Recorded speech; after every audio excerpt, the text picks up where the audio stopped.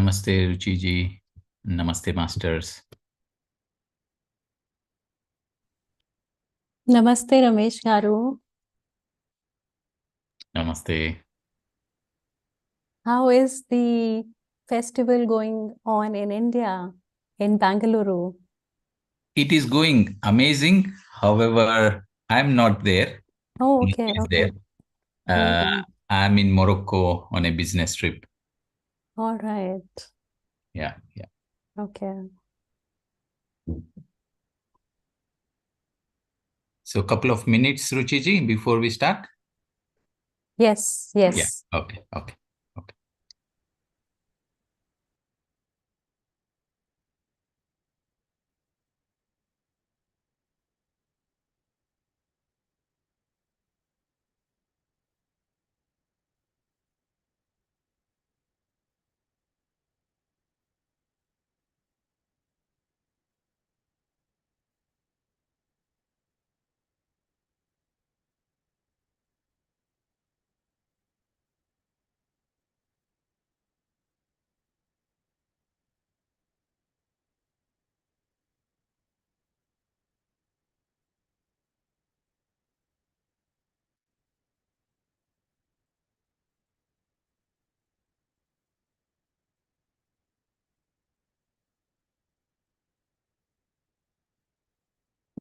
Hello, Anna ji.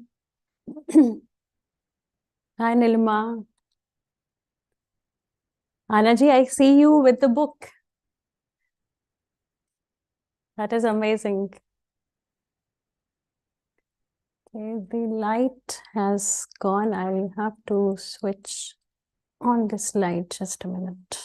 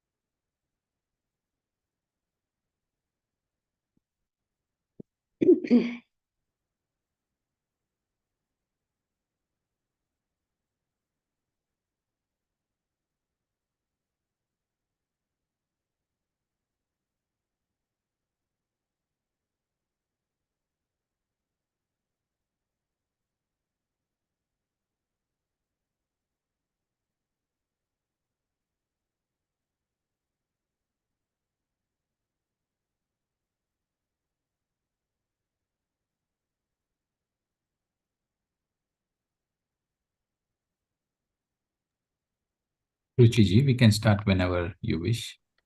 Sure. So, Namaste, Masters. Welcome to part 9 of the book session Autobiography of a Yogi by Master Paramahansa Yogananda. And as always, let's pay our gratitude and reverence to the Divine Mother, to Mahavatar Babaji, Lahiri Mahasaya Swami Sri Yukteswar Ji, and Paramahansa Yogananda Ji. We have been receiving a lot of guidance, a lot of wisdom through Swami Sri Yukteswar Ji. And let's hear a chant to pay our gratitude to Swami Sri Yukteswar Ji. And let's wish that the wisdom that we received through him today, it makes a place within us. And may we live our life through that wisdom that we received today. So please close your eyes for a few moments, Masters.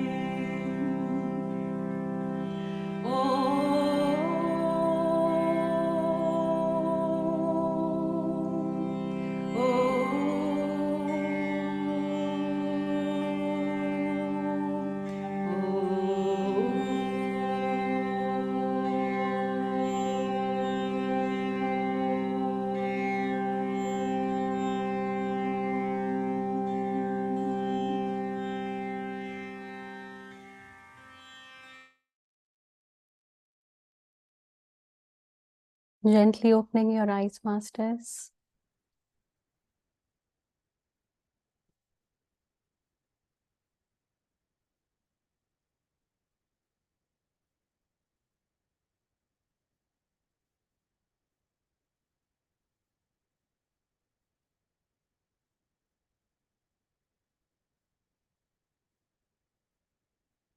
Okay, so Masters, let's start with our session for today.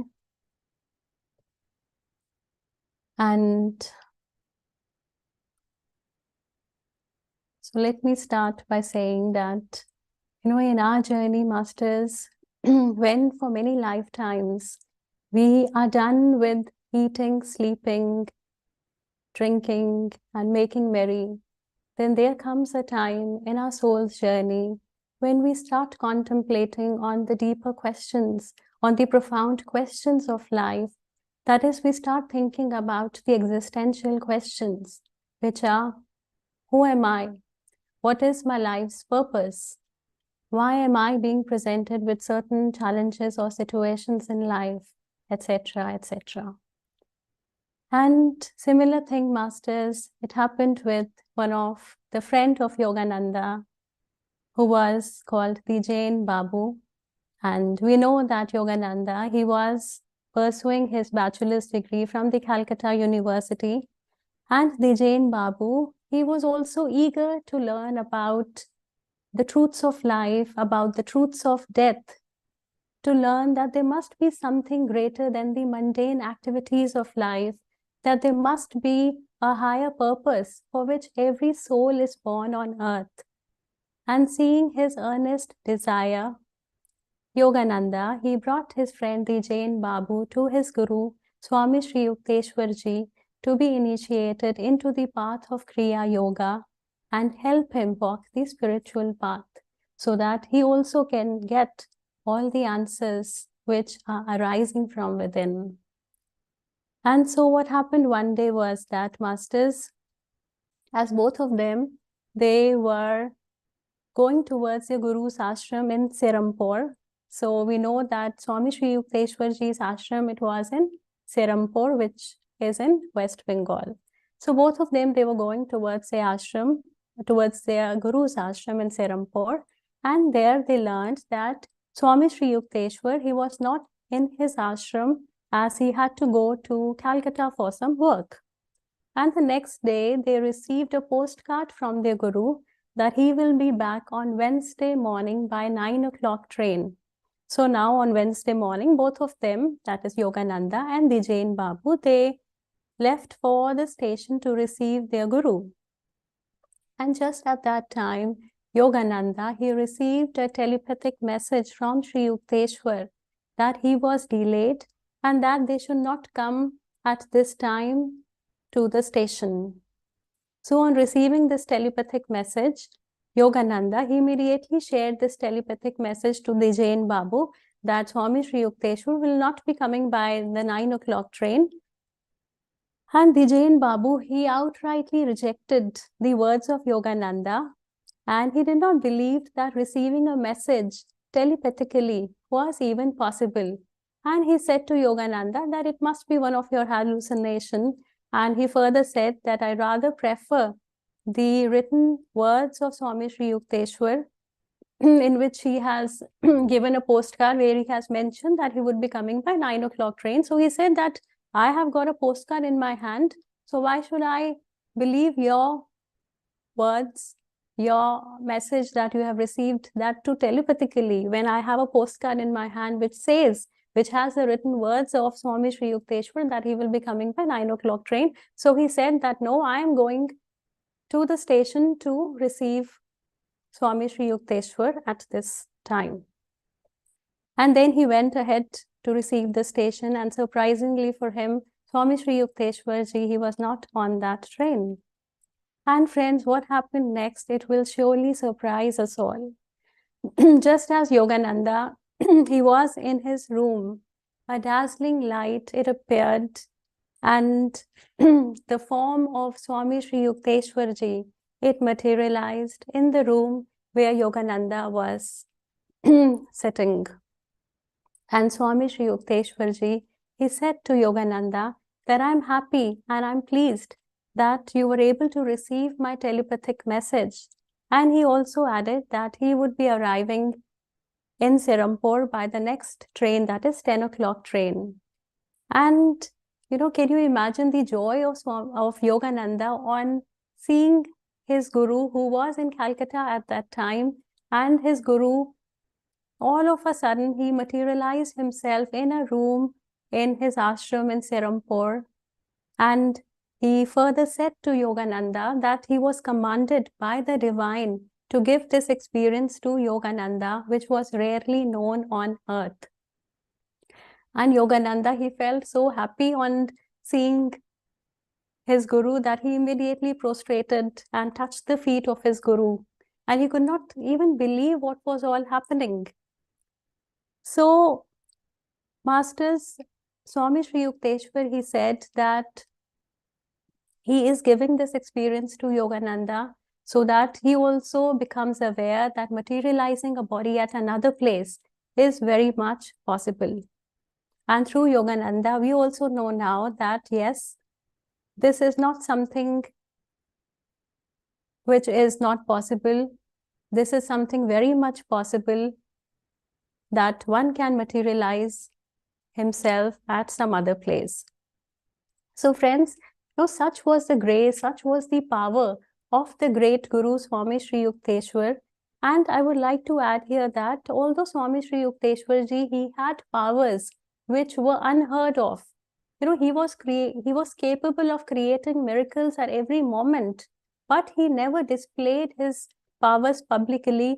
He not even mentioned about them. Forget about boasting about his capabilities, but rather only and only when he was commanded by the divine, he gave this experience or any other experience to Yogananda and to his other disciples.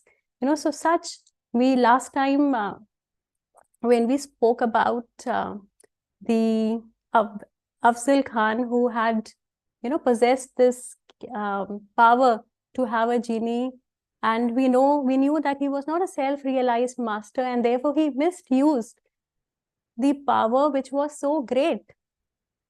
And now we have a self-realized master who has all the powers, who can create things which, who can create miracles which are unheard of.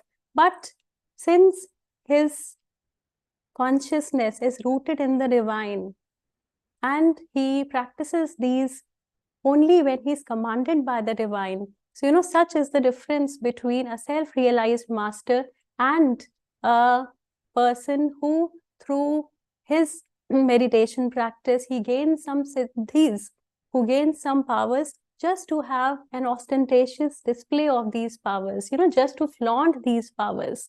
And what happened as a result, that all these powers of Afzal Khan, he lost all of these powers because of his misuse. So now coming back, friends, so Yogananda now, along with his friend Dijain Babu, they then went to the station to receive their Guru Swami Sri Yukteswar ji at the 10 o'clock train. And then Swami Sri Yukteswar ji, he said to Dijain Babu that I had also sent you this telepathic message, but you were unable to grasp it. And then Yogananda, he told to Dijain about the experience of Sri Yukteswar materializing his body. And then, masters, Dijain, on hearing this, that their Guru Swami Sri Yukteswar ji, he had materialized himself, he said such profound words. And just if you have the book, then you can turn to page number 189. And, Dijain Babu, he said the last paragraph of this chapter on page number 189. So Dijain Babu said, the account I have just heard of our Guru's power makes me feel that any university in the world is only a kindergarten. So what is Dijain Babu is saying, masters, that any university in the world is only a kindergarten in comparison to the divine wisdom of their Guru, which is beyond all measures. And friends, this experience, it makes us question our beliefs, it makes us question our ideologies, and it makes us contemplate that what are we actually chasing in our lives? Because the reality that we know is only a fraction of the reality that exists in this vast universe. And there is a whole universe which is waiting for us to be explored by raising our consciousness, that one day we too, like Swami Sri Yukteswar, like Yogananda, we will be able to comprehend these subtler realities that coexist by raising our consciousness. Soon the day will come when the spiritual knowledge will be made an essential part of our learning in schools and colleges and universities. For we know now that it is only this knowledge that helps us sail through this journey called life. So masters, we are done with this chapter. And this was chapter number 19th. My master in Calcutta appears in Serampore. And Masters, this is perhaps the smallest chapter in the entire book. And, it just came to me that today, let me not go with the next chapter as I usually do, and let me make today's session a little lighter by getting deeper into the concept that we have learned today, which is the concept of telepathy. So, Masters, let us today understand what is telepathy, how can we receive this telepathic messages. Just as Yogananda, he was able to receive a telepathic message from his Guru Swami Sri Yukteswarji. So let's dive deeper into this subject and let's try to learn at a more deeper level. So let's start by learning what is telepathy. So Masters, in layman language, we know that communication between two individuals typically takes place through the senses. Like I am using spoken words when I am speaking here, or it can also happen through written words, which Swami Sri Yukteswarji, he wrote a postcard, and it can also happen through body language, like saying no, saying yes. But telepathy is a non-physical form of communication that doesn't require any sensory modalities. So it is a direct mind-to-mind communication, and it is also called as ESP, that is extrasensory perception. And through telepathy, there can be a direct transmission of thoughts, feelings, or any information between individuals without the use of physical senses. And another noteworthy thing to know about telepathy is that telepathy is not random, but it is intentional and it requires focused mental energy. So now we have a basic idea of what telepathy is. Now let's understand how telepathy it actually works. Now, Masters, now if I have to transfer a thought sitting here in Germany to another person who's sitting, say, in India. So I create a thought in my mind and then I send this thought to another person sitting in India, and he receives that thought from my mind.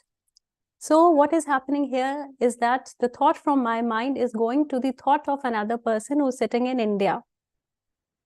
Now the thing here to contemplate is that if my mind, was isolated here, and the other person for whom the message is meant, his mind was isolated there. So my mind here is in isolation and the other person's mind also is in isolation.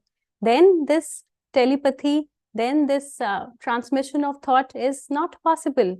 So it means that there's something has to be there between my mind and between the other person's mind. There's some connection has to be there. There should be something that connects these two minds. So this shows us that my mind, your mind, or any person's mind, there's a continuity of mind, and it shows that the mind is universal. It shows that each and every person's mind, they're all little fragments of that universal mind. So nobody's mind here, it works in isolation. All of our minds, they're a part of that big universal mind. So it's just like, having small waves, which are part of that big, vast ocean. So on account of this continuity, we can convey our thoughts directly to one another, irrespective of the distance. So just to reiterate that everything is interconnected through universal energy or consciousness. And in telepathy, it is believed that one who is able to tap into this energy or consciousness is able to communicate with one another on a level which is beyond physical. We all know that our mind's potential is extraordinary. It is beyond our comprehension. And we also know that as human beings, we not only we use less than 10% of our mind's potential, and much of our mind's extraordinary powers, they are left untapped. And our ancient yogis, saints, they knew this extraordinary power of mind. And in those days, it was very common for them to communicate with each other. That is, one yogi maybe who's sitting in the Himalayas, he's able to so effectively and precisely communicate with some other yogi who's sitting maybe in the southern part of the country. So how are they doing it? They are doing it through telepathy, because in those olden times, there were no other means of communication. But what happened then, that as the civilization grew, as the population density it increased, and more focus was on the physical sciences, on the material sciences, then what happened was that it made us go far from our innate inner capabilities. So instead of relying on what we actually have inside us, we started believing, we started trusting on things which are outside us. And in this way, we have forgotten about our own innate potential, and we have stopped using this strong, extraordinary power of our own minds. Now, let us have a little bit of understanding on how can we send and receive these telepathic messages. And the answer is very simple, which is by making our minds clear, by making our mind peaceful. The more clear our mind is, the more peaceful and quiet our mind is, the more easier it will be for us to receive any telepathic message. So what we have to remember is that if any thought comes to our mind that saps our energy, that makes our mind negative, that is not uplifting, then we should immediately cut that thought. Otherwise, in no time, we would be building mountains of those thoughts. And then with this disturbed mind, with this agitated mind, it would be simply not possible for us to focus on anything. And we know how to tame our minds, we know how to quiet our minds, and we practice that every day. That is through meditation. So meditation, it quiets our mind, it increases sensitivity, and it enhances our capabilities to the subtler forms of communication, that is telepathy. So, when we go into deeper states of meditation, when we go into the thoughtless state, then we have often received these telepathic messages. For example, if a person has gone into a deep state of meditation and, he has been going through very challenging times, very difficult times in his life, then, we know that it's very much, we have heard then, that person, then he receives a telepathic message, which may be from his spiritual guide, from his higher self, from higher consciousness or divine. And this message, it could be an insight, it could be a guidance that is conveyed directly to that person's mind. So, in that deep meditative state, he may receive a message saying that, do not worry, everything will be all right. You also must have experienced this in your deeper states of meditation, of getting these guidance, of getting these insights. So this is nothing but a telepathic message that you're able to receive when your mind is calm, when your mind is quiet, and it is open to receiving those messages. So, masters, now we, sometimes also say that telepathy is something that is supernatural. But there is nothing such as being supernatural, because if you see the word supernatural, it has the word natural in it.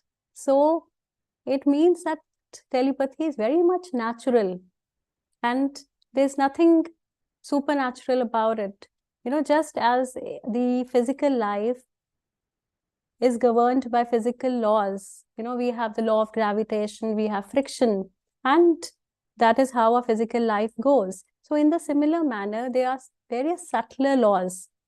And when we start practicing these subtler laws, then we too can gain these extraordinary powers. And then, we start realizing that these extraordinary powers are not outside us, but they're all within us. They're all inside us. So, let me give you some more examples on how telepathy is used by, the examples of telepathy has been given by so many masters. So I will start with this book only. If you have this book, then probably you can turn to page number 22 of this book, which is the chapter, The Saint with Two Bodies. And on page number 22, I'll just read some lines which says that, why are you stupefied at all of this? Swami Paramahansa is saying this, and we have read about Swami Paramahansa, who was known as the saint with two bodies. So he said that the subtle unity of the phenomenal world is not hidden from true yogis. I instantly see and converse with my disciples in distant Calcutta. They can similarly transcend at will every obstacle of gross matter. So, masters, when we had gone through this chapter, then this chapter, we had not given a clue on what they're talking about. But now, when we have read so many chapters, now we know that they used telepathy to give messages to their disciples who were sitting in the far-flung places of the country. And then we also have examples from so many other saints, like Swami Rama, who wrote Living with the Himalayan Masters. So he shared his experience of telepathy in his writings, and he discussed about the ability to communicate directly with others through his mind. And he emphasized the importance of controlling the mind for spiritual growth. And then, we have so many examples given by Swami Muktananda. If you have read this book, The Play of Consciousness by Swami Muktananda, so even he has given so many instances where he has said that he has received telepathic messages from his guru, Bhagwan Nityananda. And we all know Swami Vivekananda, he felt a telepathic connection with his guru, Ramakrishna Paramahansa, even after Ramakrishna Paramahansa, he had left his physical body. So Swami Vivekananda, he used to receive guidance and teachings from his guru even after he had left his body. So there are many, many examples of the saints using telepathy to give messages to their disciples. And even if we have received so many telepathic messages in our lives in a heightened state of awareness or in deep states of meditation. So I'll just give you one more example of how telepathic messages, they happen. So, once there was a disciple named Radha, and she had gone to the ashram of Ramana Maharishi in Thiruvannamalai, and, she wanted to seek clarity on the path of self-realization. And so with a sincere desire and with a humble heart, she just sat in the presence of Ramana Maharishi, and she silently posed this question to the sage. So she didn't use her words to ask this question, but silently in her heart, she asked this question to Ramana Maharishi. And in this profound stillness, a profound communication occurred. And Ramana Maharishi, who was just sitting beside her, he transmitted a message beyond words. And Radha, she immediately felt a deep resonance within herself, as if the answers, they were whispered directly to her soul. And the message conveyed that dissolve your ego in the silent awareness of who I am. Recognize the self as the core of your being. And by receiving this telepathic message from Ramana Maharishi, Radha, she got empowered and she immersed onto the path of self-inquiry, gradually experiencing a profound shift in consciousness. So, Masters, let me ask you if you have experienced getting a telepathic message in meditation or in otherwise. So please, I would be very happy if you could share your experiences on this.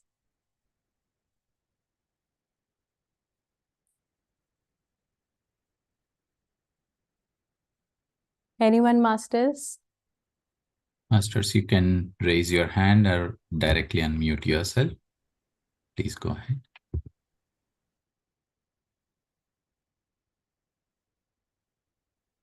Okay, so I will share my experience. I have got a lot of telepathic experiences in my life, Masters. So I will share one of my experience.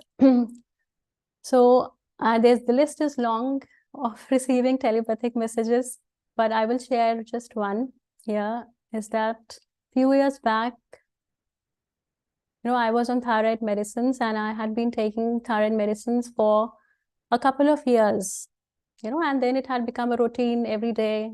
You have to empty stomach, take that tablet. And then as a routine, one fine day, I was having that tablet in my hand and I was about to take it in my mouth. And then just as I was about to take it in my mouth, a very strong voice I heard which said, "You don't need to take these medicines anymore. They're of no use now." And that voice, it was so strong that immediately that tablet which I had in my hand and all the other tablets, I threw it in the dustbin. And Masters, I did not take that medicine for around 3 to 4 months, and I got myself tested afterwards, and then the thyroid was gone. And since then I do get myself tested every 6 months, but now it's been so many years that this happened. So yes, with these telepathic messages, by receiving this guidance from above, it opens up so many new possibilities for us, which we don't think otherwise. Okay, let me share another example with you. So a few years back, I had been studying astrology, and the course that I was enrolled for astrology, it was a 3-year long course. And 1 year had already passed me studying astrology, and then, I generally study every day when I pursue something. And then one fine day I was studying astrology and making notes for what I have to do and what not I have to do. So again, a voice, very strong voice came to me that you don't need to study astrology anymore. You have studied enough. And at that very moment, I just closed my books on astrology because the voice is so strong and the voice is with so much conviction that you are not, that there's no question of doubting it, that there's no question of, having any whys for it. So, so it's an instant guidance for me because I knew that I had started astrology to know why am I the way I am, and that questions were answered. So now my reason for studying astrology had been fulfilled. And now getting this higher message, getting this message from the higher worlds, from the higher self, from the divine, whatever it is, I knew that now I don't have to pursue astrology. It has served its purpose. And now I need to refocus my attention to other things in my life. So, so when we are open to things in our life and we are receptive, then we get the guidance in so many unthinkable ways. So, Masters, this was my experience, and I again invite you if you would like to share any of your experience. Yes, Ram Garu, please.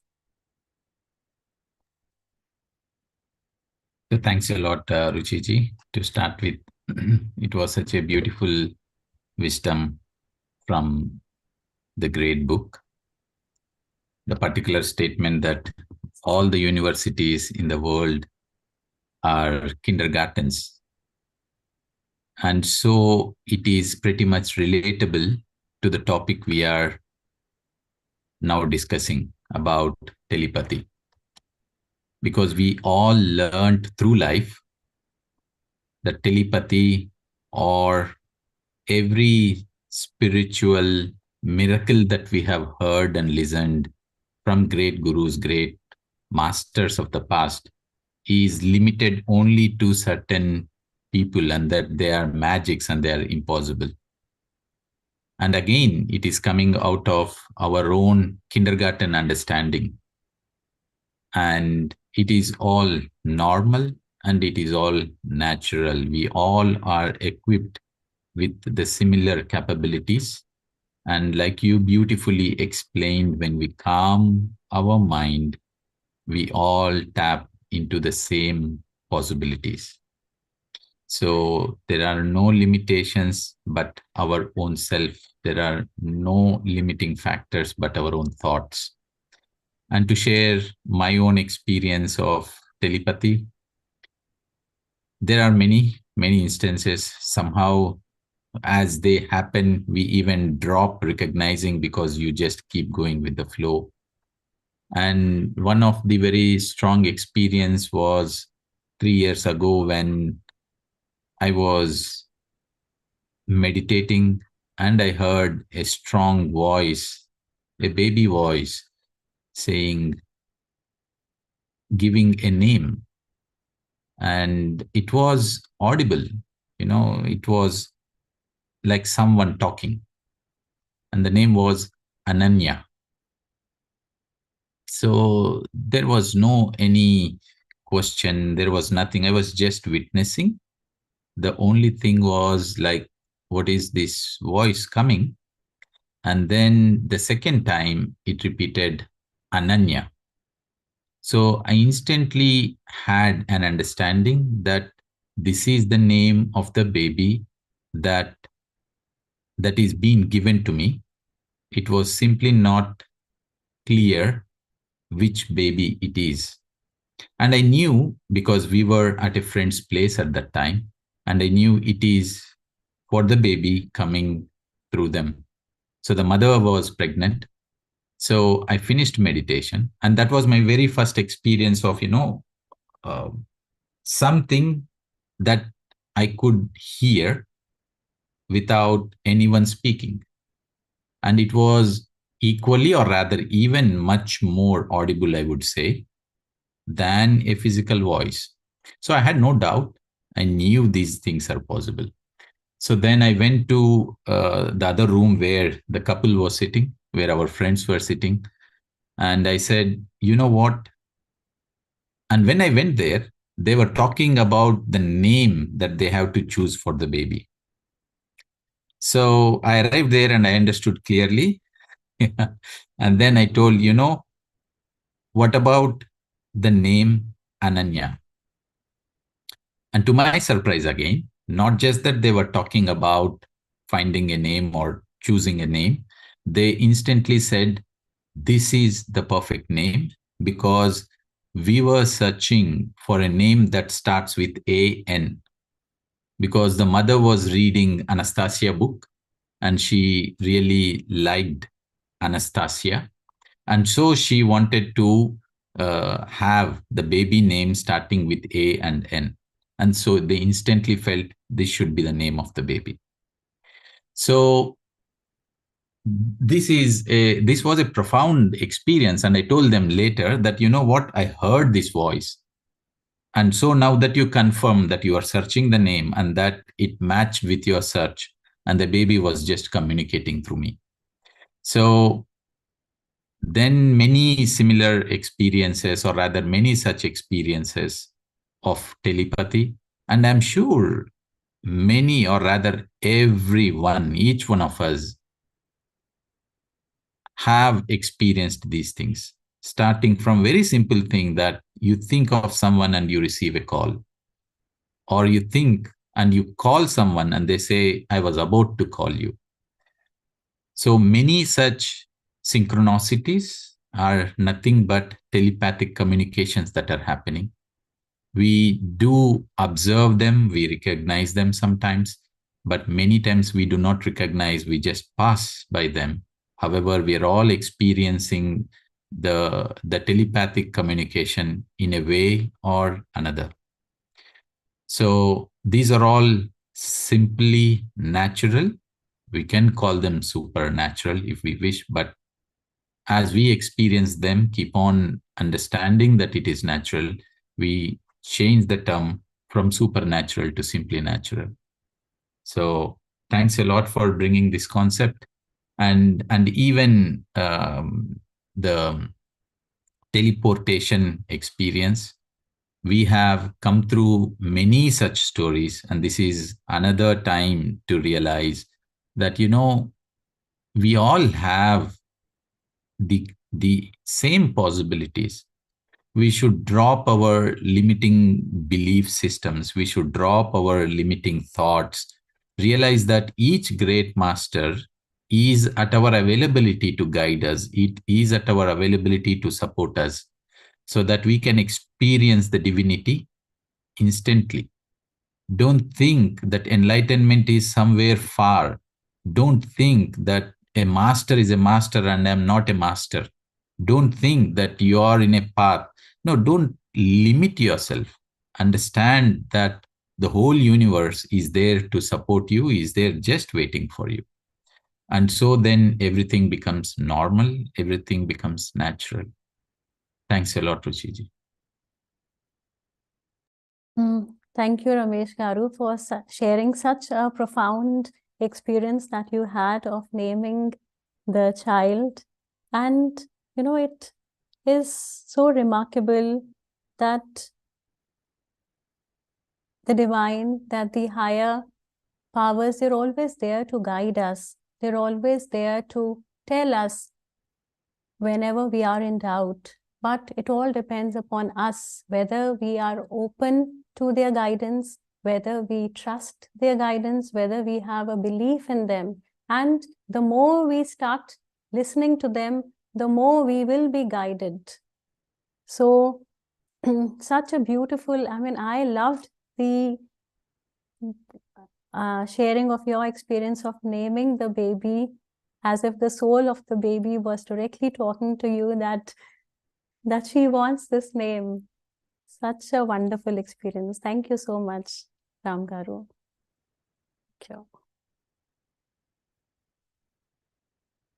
Sri Kalaji, please go ahead.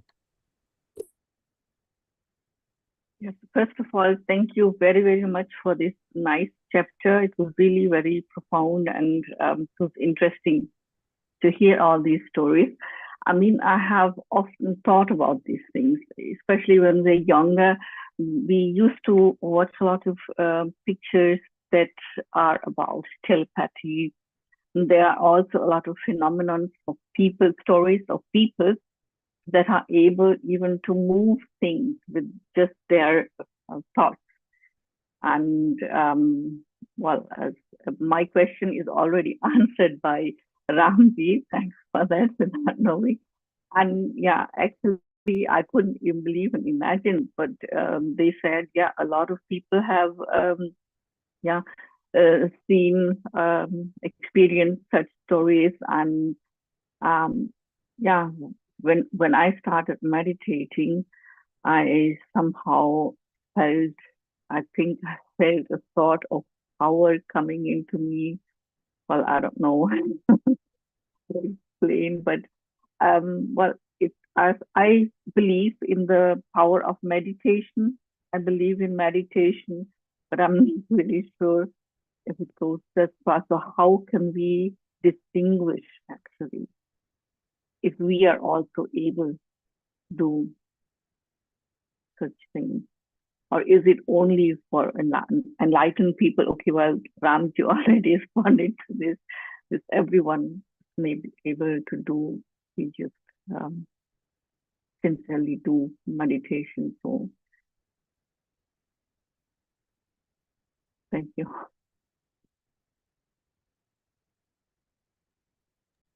Yes, Sri Kalaji, that was such a wonderful sharing. And yes, this receiving messages, receiving guidance from the divine, each one of us, we have the capability that is natural to us.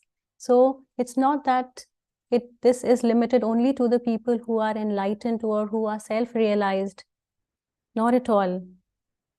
We all are meditators, and we all, when we meditate, then we quieten our mind and we hear these messages so often. There was another example which I will give you, that once I was meditating, and at that time there was a pattern in my life that I had been going through 2 decades. So 2 decades I had been observing this pattern in my life. And when you have a certain pattern in your life, then it's not that immediately you recognize this pattern. It's just after a few years, you start identifying that, yes, this pattern has been carrying forward in your life. And then you now start working on that pattern. So 2 decades had passed for me having this pattern. And then recently, one day while I was sitting in for meditation, I said that, it's been 2 decades that I have been having this experience in my life, which is actually sapping out my energy. So please help me to give that energy, to get past it. And then and then I sat with this in my meditation, and then in my deeper state of meditation, a voice came to me which said that by this summer you will get past this challenge of that you're going in your life. So when we want to receive guidance, we can also sit in with that question in for meditation, and then let the guidance and let be open for the guidance to be received in our deep states of meditation. So we all have to just experiment and then experience it for ourselves. Yes, Sri Kalaji. Thank you. Yes, Nilimaji. Thank you, Ramesh ji, for mentioning. Yeah, thanks a lot, Ruchi. I think today I wanted to share a beautiful synchronicity. You know what, you came on this platform today and you were speaking about telepathy, and our session, which is going to happen in 1 hour, about Arcturians. Even today, the message is about telepathy. So again, it's such a short message as well. So I see like great synchronicities, and I see how the divine has planned, like it is all part of the plan that we are here to share about the messages in different directions, let's say, but the message is the same. And coming back to your question, it's very nice, especially to listen about the messages that how we keep on receiving through telepathy. And I feel that everyone have this ability, especially and majority of the times, it happens in dreams. And as you mentioned, this thing that, we have to completely quiet our mind in order to receive these messages. And this especially one can experiment. Nowadays, I regret that we are equipped with majority of the devices. It's very easy if we have to call to someone else. But if we look back like 15 years, where the calls are like, where the devices are very less, and if one person thought of speaking to another person, we immediately receive, or we immediately keep getting the messages from them.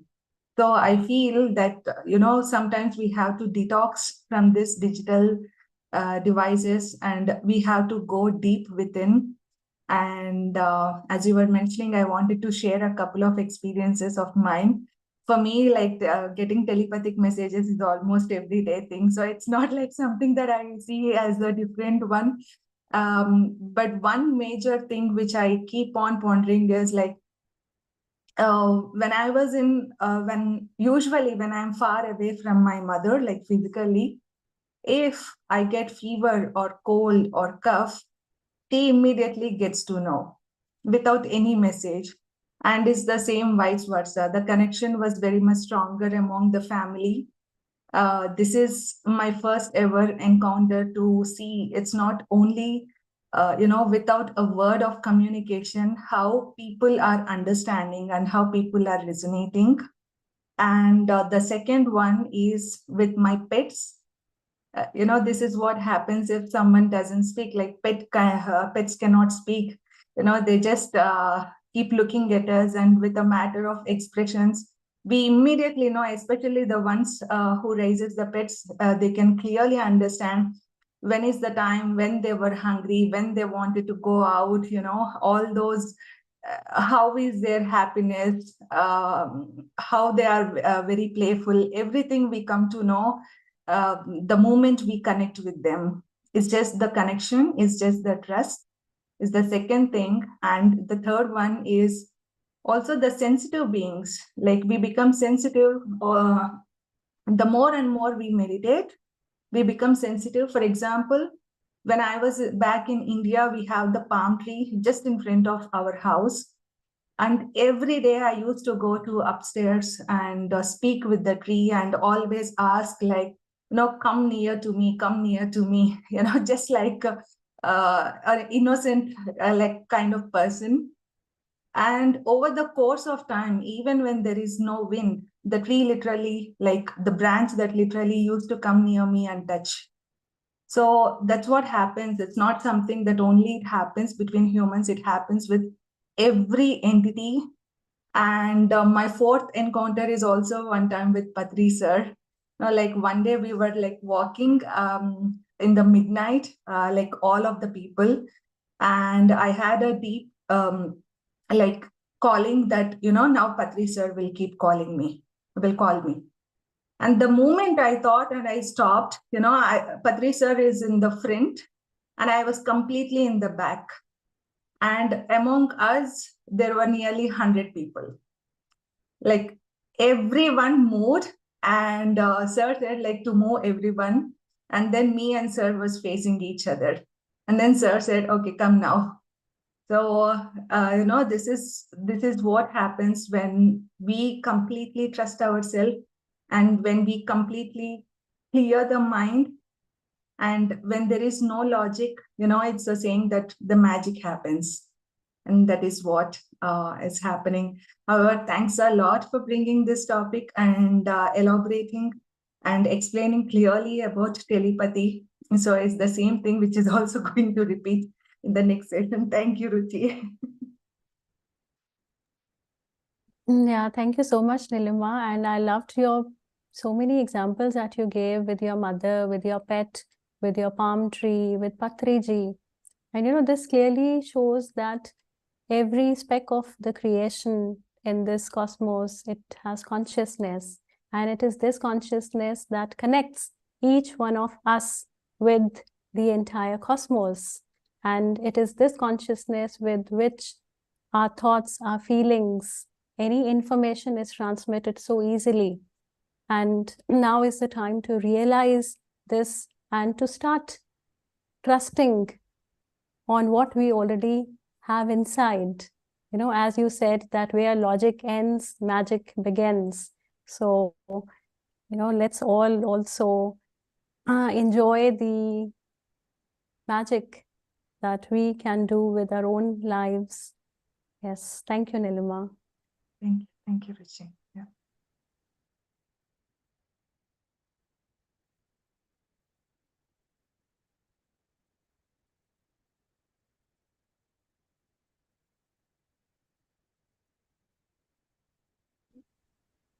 Can I tell you also a short story?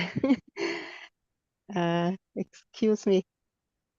My English is not so good. No, Can please you go hear? ahead.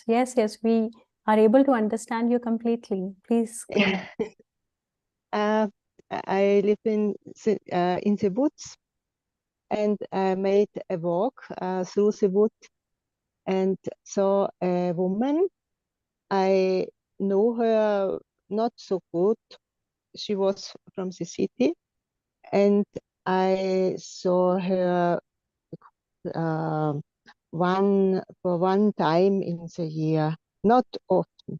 And I wondered, I saw her, and her face looked sad, and I had a little sting in my heart, why she looks sad. And then some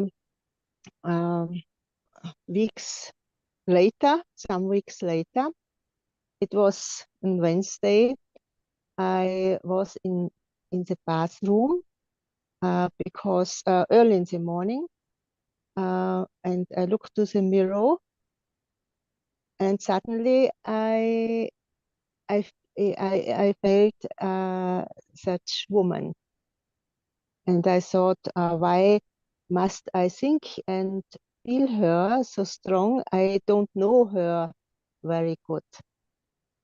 And then it was, I went down from the hill, and there came a lonely person the way up, and I was excited because it was this woman I thought before, and I felt before, and I thought, this is the moment. Perhaps I can give her a little smile. And she looked to me, also said eyes, and I said good morning, and smiled to her, and I only said, oh, the fresh air today. Oh, it's wonderful, fresh air. And she smiled, and it was very fine for me. And 2 days later, on the other time, in the other way, a lonely person came against me. It was this woman, and we smiled together and said, fine day. And for me, it was a wonderful experience to have the occasion to give love, with a small piece of love. And for that, I am thankful that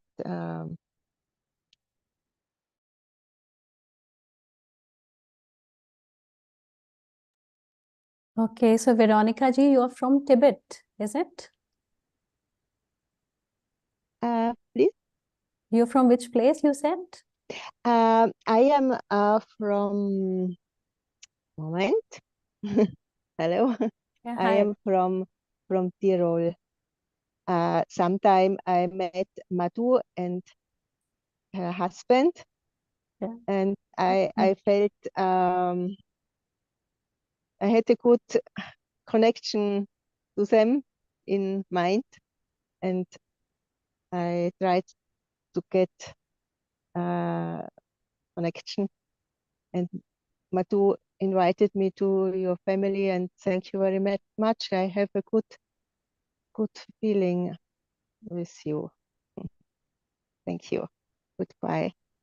Thank you. And the experiences that you have shared, they're much, much more than, what we have discussed today. As you mentioned that you saw the presence of a lady in your washroom, and then when you went down, you saw the same lady who was all by herself, who was all lonely, and that gave you an opportunity to share your smiles with her, to share your laughter with her. So that's again another such a divine guidance that you got, and you shared your happiness with all the people who need it. So thank you so much, Veronica, for sharing this such a beautiful experience with all of us.